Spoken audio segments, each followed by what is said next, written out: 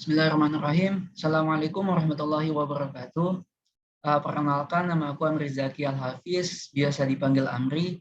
Aku alumni dari Rohis 78, Angkatan Aruza.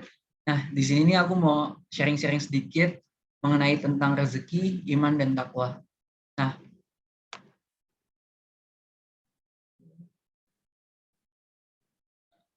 pertama-tama, menurut kalian itu umat muslim itu tuh harus kaya atau enggak sih? Mau tahu jawabannya? Nih kita selanjutnya aja kali ya. Oke. Jawabannya itu adalah harus.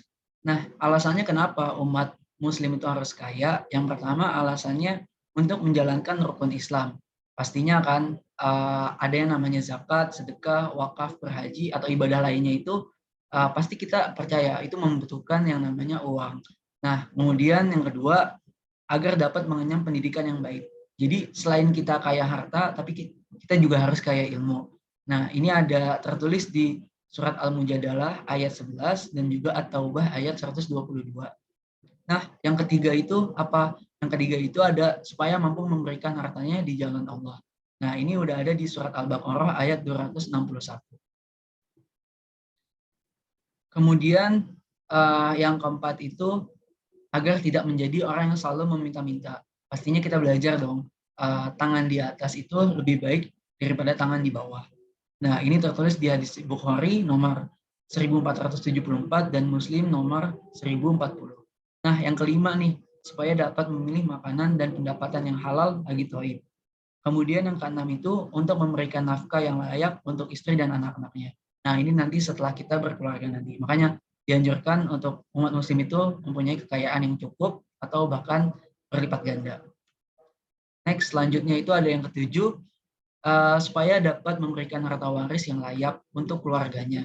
Nah, pasti nih kalau kita belajar tentang ekonomi syariah, ada yang namanya maqasid syariah, yaitu di mana di dalamnya kita untuk menjaga, isinya itu adalah untuk menjaga agama, menjaga keturunan, menjaga jiwa, menjaga harta, dan intelektual.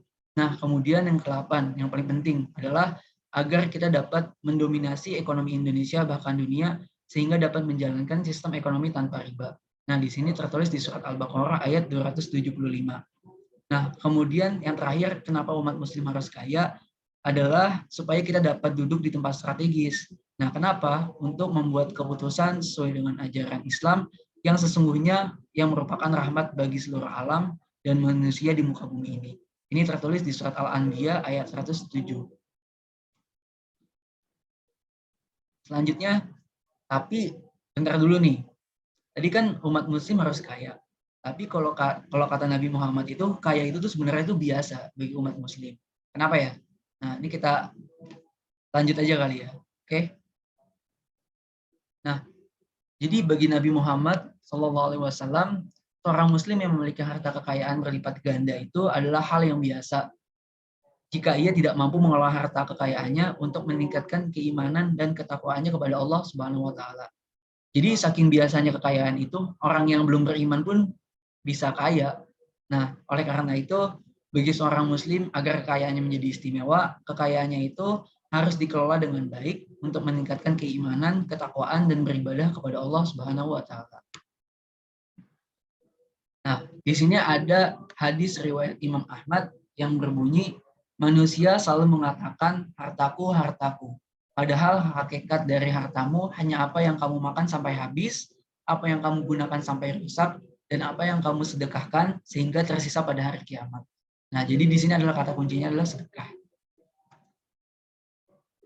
Lebih lanjut, kalau kita belajar rezeki dalam Islam itu mempunyai 4 tingkatan. Yang pertama itu adalah harta atau kekayaan adalah rezeki yang paling rendah sebenarnya. Terus kemudian yang kedua itu adalah kesehatan. Nah, kesehatan ini adalah rezeki yang paling tinggi. Kemudian ada anak yang soleh atau soleha adalah rezeki yang paling utama. Terus yang terakhir adalah mendapatkan ridho Allah adalah rezeki yang paling sempurna.